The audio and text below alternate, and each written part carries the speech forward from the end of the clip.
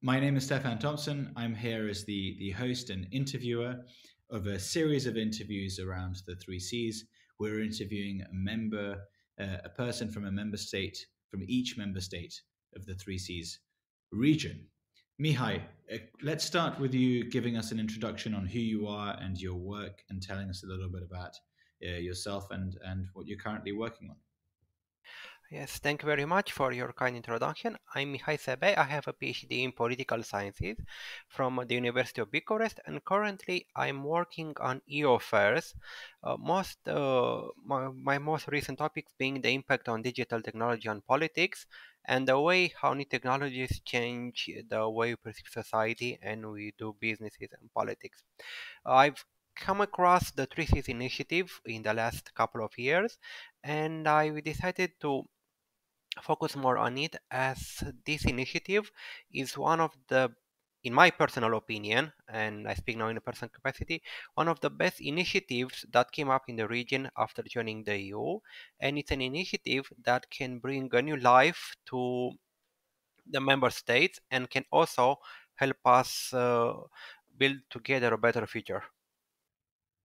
Absolutely. So the three C's. What are the key aims for those who are not aware? The key aims of the three C's have often been uh, shortened down to literal three C's. So the acronym for three C's. And one of those three C's that links in with your work is obviously connectivity, right? So the process of bringing in all the digitization, bringing in the digital infrastructure, linking us on that north-south axis, and essentially of restoring those historic, in many ways, injustices that have occurred, that have essentially left the continent being connected east to west and leaving our entire region as a transit zone. Just before we, sorry, you were going to say. Yeah, so basically, just like we said, the 3Cs, it's at the end of the day a flexible political tool for the region in order to be better connected, especially regard energy, transportation, and digital, and that would help us to achieve our full potential. Mm-hmm. So in terms of the digital revolution, I think one of the really exciting things uh, in our region, I speak obviously about Central and Eastern Europe and me representing Poland, you representing Romania. I think one of the really stark differences that I see when I travel back to the West is the extraordinary advances that we have made in terms of techs. Um, and you've seen a few massive IPOs in Romania. Those are very, very exciting because that means there's a whole new generation of young, sort of millennial, sort of highly digital, mostly obviously men, but not. There's actually a surprising amount of women involved in the tech space in Central and Eastern Europe, much more so than in the West, ironically. But these startups and these maturing startups and those recent IPOs, especially those in Romania, um, really fill me with hope in terms of all the things to come regarding the digitization process. What I wanted to ask you about is sort of the more at the more expert level. My interest in the region is primarily on a sort of communications level, on a sort of popular knowledge kind of level. What I wanted to ask you about is the cooperation process between Romania and Poland, but also if you could expand on that also beyond just our two countries and taking that wider to the region, what the cooperation process uh, in your field is looking like. So basically, when we take, for instance, the question of the digital, our countries had the fortune, if I may say so, of being the heritage of a strong technical education, especially in the communist period, when the emphasis were put in developing and promoting real earth sciences, technology, engineering, and so on. So basically, we have a young generation of people who is benefiting from the creation of this educational base focus on mathematics and ITs. And the fact that we in the Central and Eastern Europe, we have in a way some better infrastructure in the IT area and the digital sector. It's also to the fact that we had to make it all from scratch.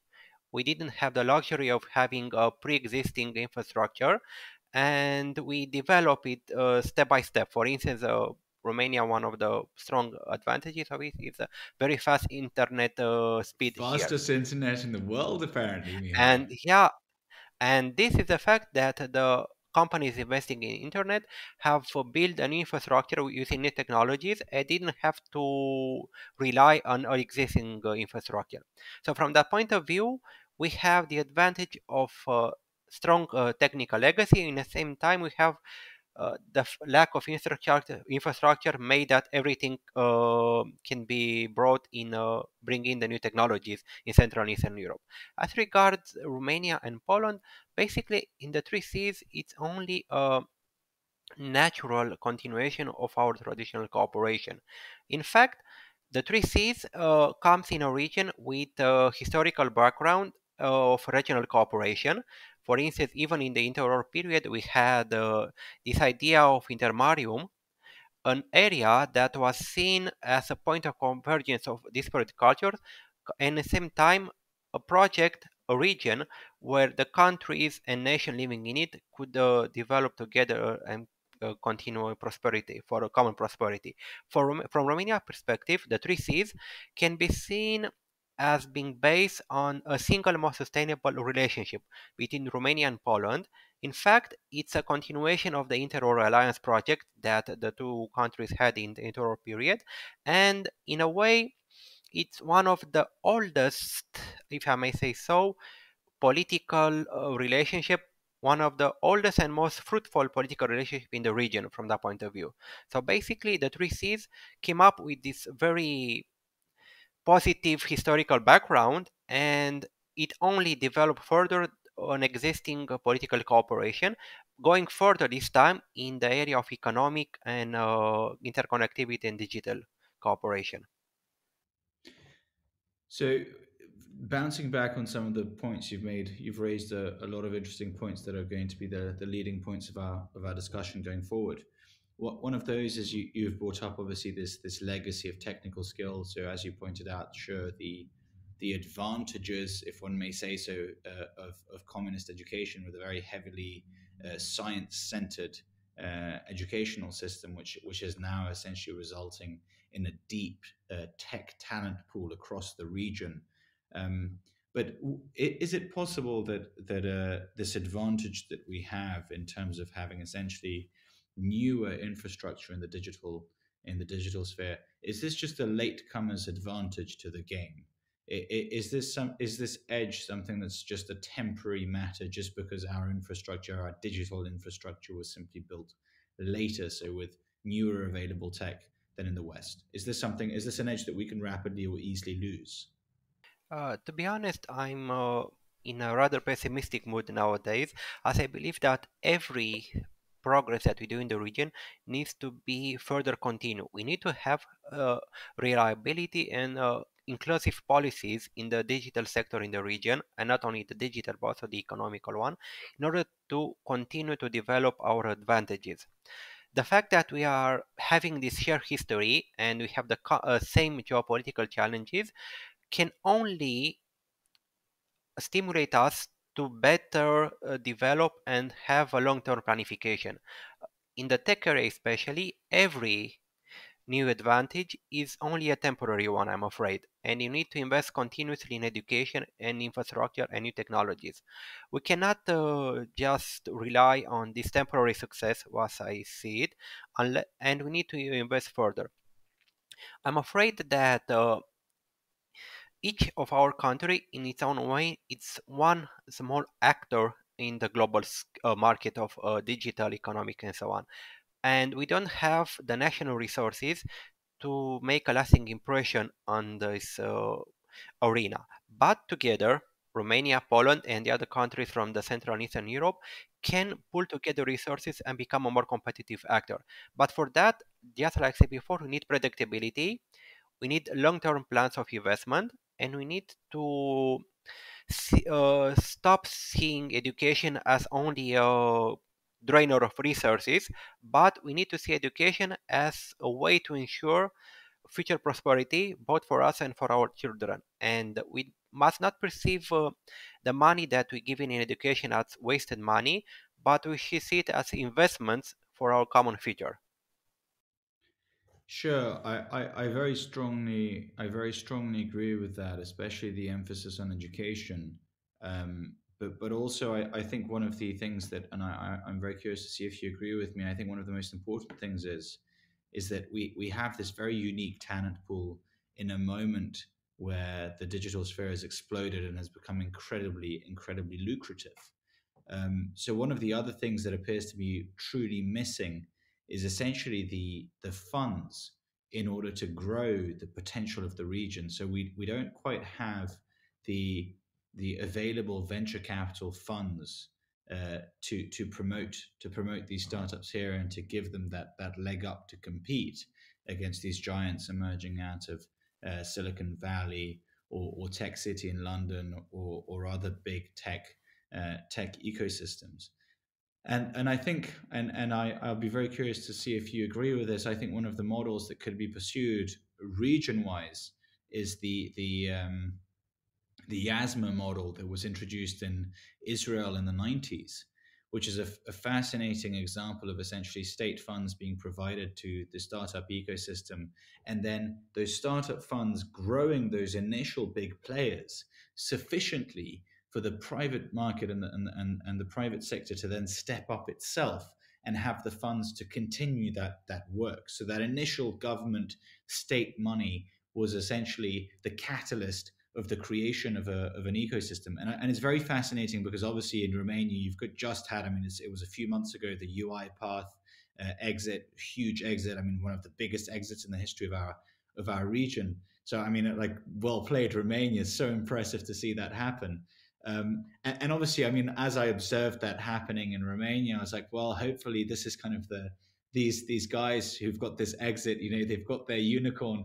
This is it. They're going to start their own venture capital funds and they're going to start pouring that money from that IPO right back into Romania and right back into Romanian startups and Romanian talent to get that to grow and to start that catalyst. So I don't know if you agree with me. I mean, to me, one of the priorities, apart from education and continuing um, to educate and raise a new generation that is capable of taking that tech lead and of outperforming our Western contemporaries. One of those things really is that we do need the available funds. I don't know how whether that's something you see the need for as well. Basically, to be successful in the future, it needs to be based on both bottom-up and top-down approaches. And for that, Hmm. we need to have a strong public-private partnership. What the government can do, for instance, is to ensure the legal and economic stability in the region. We need to have clear economic legislation that is not shifting every 6 months, for instance. We need to have a very positive fiscal climate for the IT sector and the investor also. And you mentioned there a problem, and the fact that we don't have the enough resources for our IT players. This is true, and for that we need to expand a little our borders and see who can be the actors that help us. First of all, besides this national support, we need to develop a better cooperation in the region between the actors, relevant actors. And secondly, we need to think to attract more funds from third countries. For instance, United States financial resources may be of importance for the region, and often when we speak about the three C's, the importance of a transatlantic relationship that is also based on economics is relevant. Also, other countries such as perhaps South Korea can be important investors in the region. And the model you mentioned before, it's a model that can be look up and adjust to the realities of the region. Also, when you speak about the three C's, we need to have also in mind that there is internal competition between the players.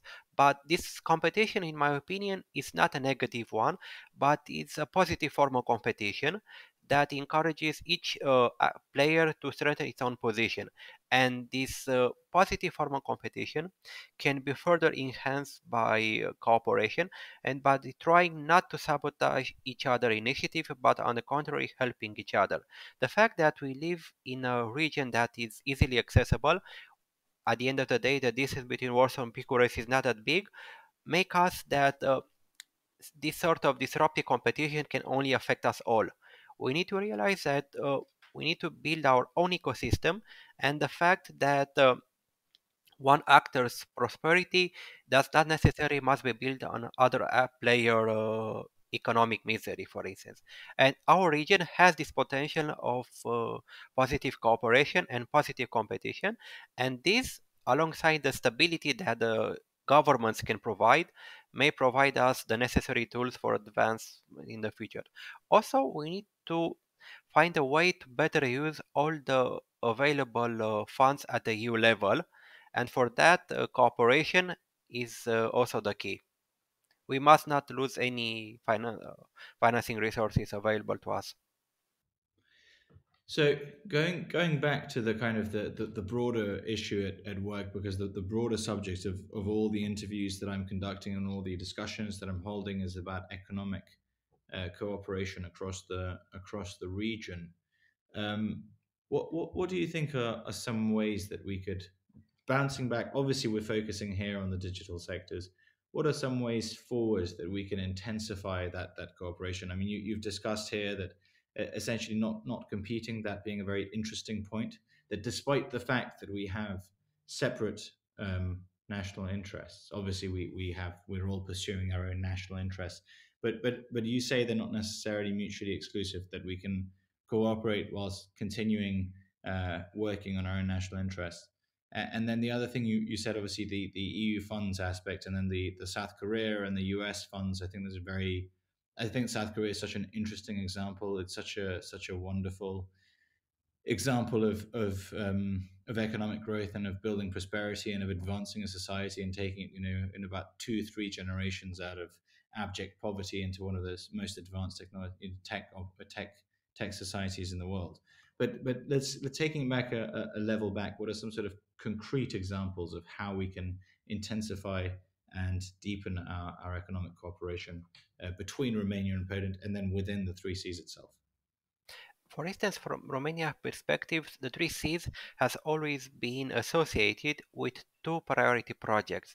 The first is the road mobility project Via Carpathia, and Hmm. secondly is the Rail to Sea project, meant to enhance the railway traffic between north and south. In our opinion, actually based in national opinion, having these two mobility projects on fully operational will immensely help the region, and they will help us better work together. We also need to solve, from the national perspective, the question of Romania's accession to Schengen area. The fact that Romania is still not a part of Schengen only Mm. affects the cooperation to three seas. Due to, for instance, for instance, a simple example of road transportation that need to wait in the customs some time before having cleared all the custom facilities. So these are barriers that need to be removed in order to further advance the cooperation. And if we succeed to have this mobility between north and south, at the end of the day, this physical mobility, road and railway, will also have a positive impact on the digital infrastructure, because if you have the physical infrastructure for a highway, of a railway, you can, alongside this infrastructure, can build a lot of opportunities, economic opportunities for the region. And if we are not able to move fast from north to south, even the, let's say, less tangible aspects, the digital ones, are going to be affected. So in the same time, we need to build infrastructure for the future. We also need to build the infrastructure of the past. We are in a very strange area in the region where everything is to be built at the end of the day simultaneously. That's actually quite a nice way of putting it. The infrastructure, building the infrastructure of the past whilst building the infrastructure of the future. That's actually a very nice way of actually defining the. I think that there's always kind of an issue in trying to define what Central and Eastern Europe is, but that actually I think is a rather neat trick here. It's all the countries that need the infrastructure of their past to be built or rebuilt because it doesn't exist. Um, Exactly. that's a clever way of phrasing it for sure. bouncing back onto something that you started mentioning earlier of saying that through Three Seas is not actually a new project; it's a sort of relaunched vision of Intermarium. Certainly in Poland, there's a lot of reticence to call it that way or to define it in that way. I think partially because Piłsudski's vision never materialized, it never happened, it didn't work, and we eventually got wiped out from the West by the German Third Reich, and then from the East by the Soviet Union. But also I think the second reason that there's some reticence of making reference to intermarrying is this fear that the region perceives Poland of trying to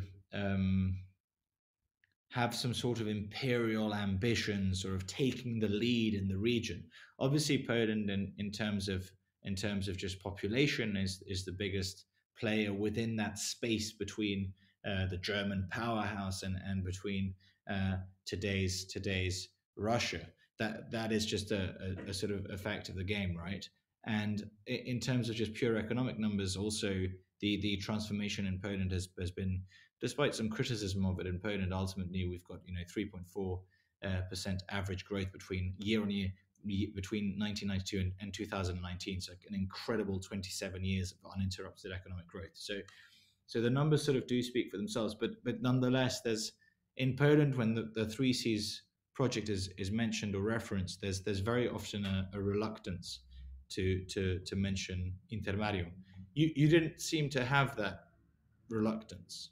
Is that something that in terms of when you in your work, is that something that you've how do you feel about the intermarium idea? Is that something that bothers you?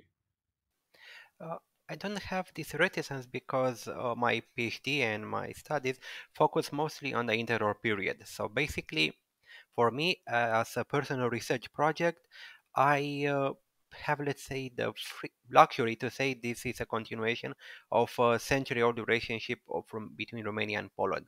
So I don't use it necessarily in a sit in a leadership competition, intermarium, but rather into a fact that in our region, a lot of the projects are not necessarily new projects. The fact that we have this rich historical background only makes us more relevant to use the references in the past to build a common future and to see how the present is affected by the past. We must not ignore indeed, there are differences between the interwar projects. For instance, Romania also had in their period a series of projects such as the idea to create a Danubian confederation of the countries bordering Danube in order to have a free economic trade. And also, there is a fact that my research developed, the fact that at the end of the First War, the Central and Eastern Europe was also a very divided region due to the fact that the great empires that were present there were no longer existed. So at least in the first years after the First World War, the imposition of new custom barriers, new legislation affected the development of the region.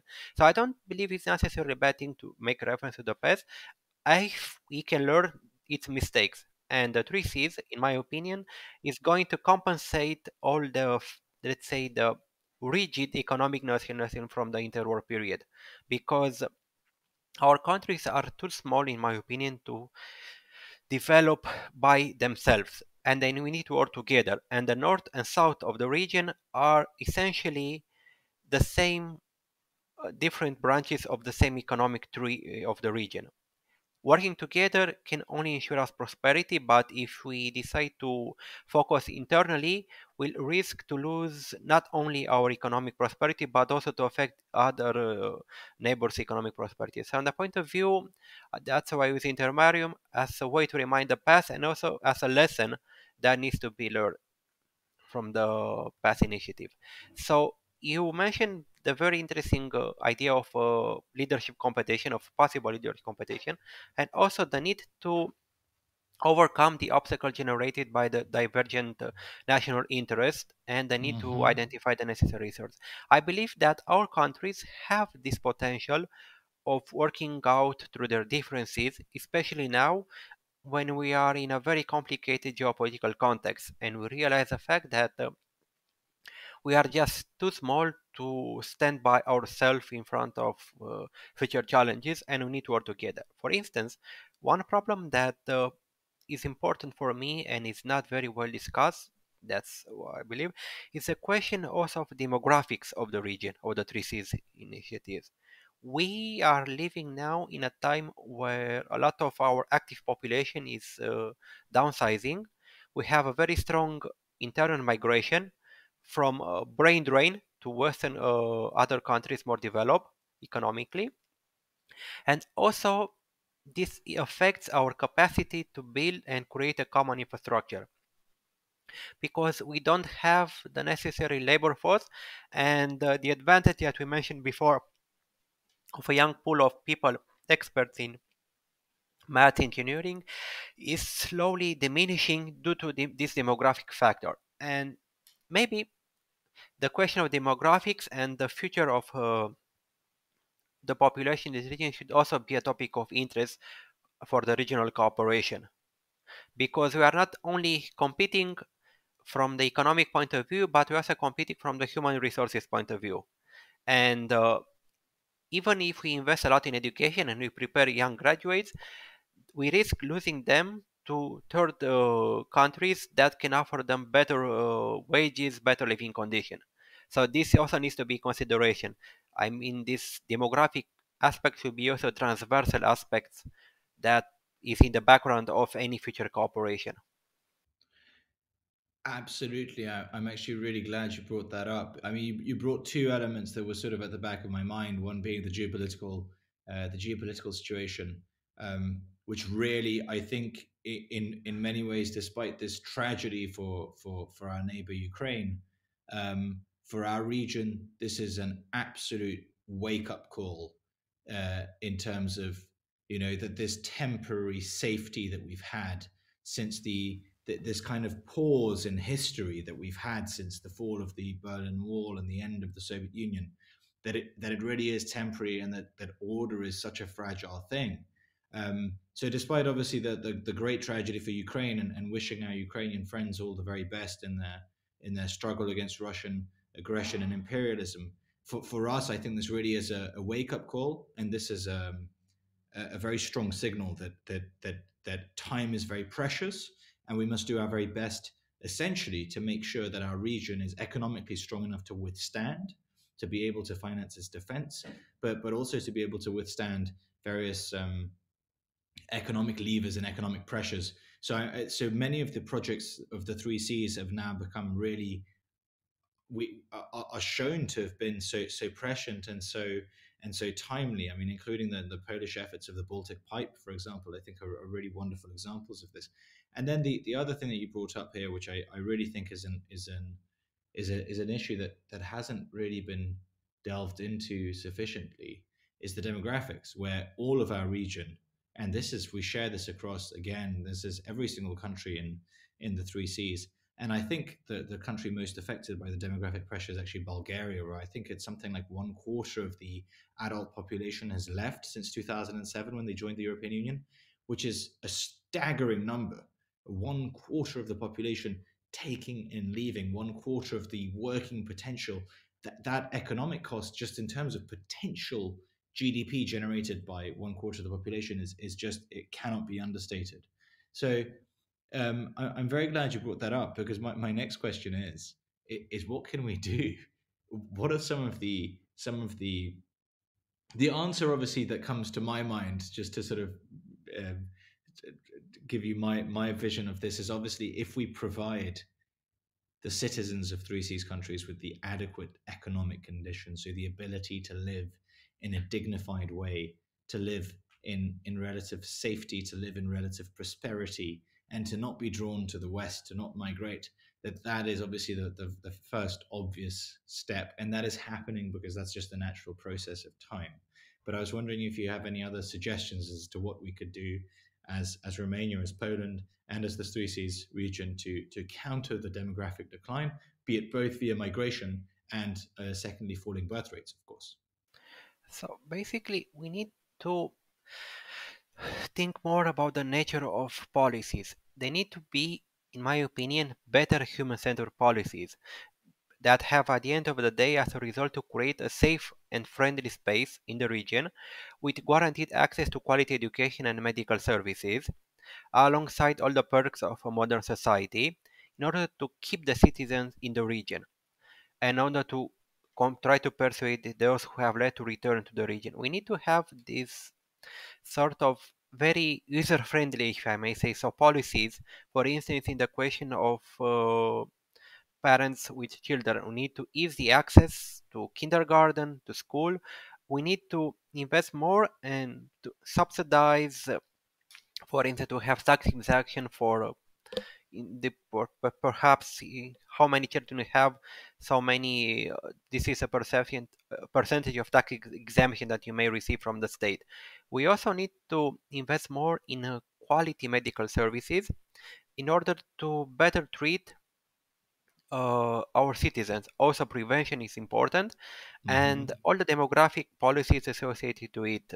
I don't know, maybe from subsidizing, let's say, uh, health reproduction policies and any other aspects. But in the end, all these policies should be policies that will create a better living space because not only the salary is important, but also it's important the entire ecosystem where one lives. And for that, for instance, the environment policies are important also. We need to have cleaner air, cleaner water, and to better preserve our forests, for instance, in order to have this child-free, child-friendly environment from that point of view. And there is not a single policy that can be adopted, but all should be a mix of policies that. And we need to have this very integrated vision because often some policy may result in undesired effects. So we need to put them on a map and see how these pieces of the puzzle fit in order to help create the demo. And also, you need to have patience because the current demographic decline isn't something that happened overnight. It took Absolutely. decades to arrive there. So you need to think in terms of also in decades because we need, if we have been in constant decline for 30 years, then we need to have policies that go at least for 30 more years in order to reverse this sort of decline. And also, we should see, other than the retention policy of talented workers, how can we create in the region, let's say, policies that attract skilled IT workers, for instance, from other parts of the world, because this competition goes both ways. We can also try to create policies that attract skilled workers in the region, because we need to have this, as I mentioned, patience, consistency, and an integrated vision of policies. Sure. You said one of the things that sort of really marked me that you said throughout a discussion was that you were pessimistic, and I'd Auto like mood you to today. I'd like to I wouldn't want to be left, or I wouldn't want certainly any of our viewers to be left with that sense, because I on a personal note, and I think the data reflects it.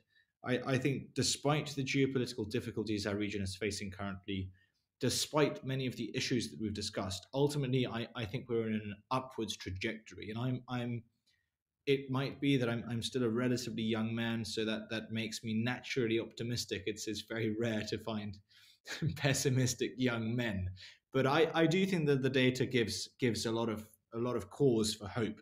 So I'd like to perhaps ask you about some of the things you're optimistic about in our region, about project, or about Poland, Romania, just Romania.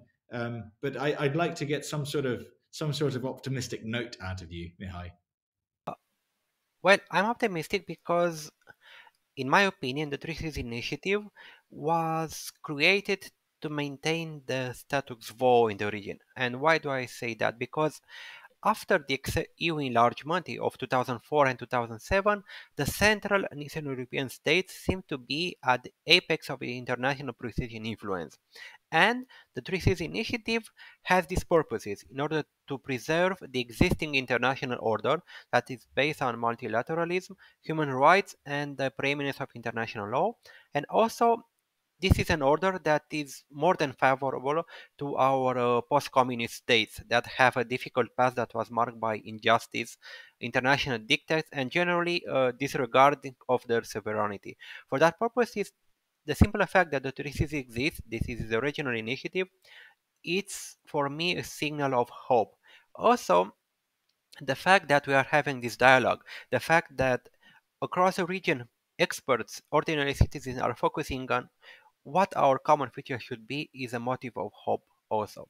In the end, the Three Seas has the potential to become a powerhouse in the EU because of its structure, and it has a bright future ahead of it as long as it takes the initiatives and helps creating our own political and economic identity.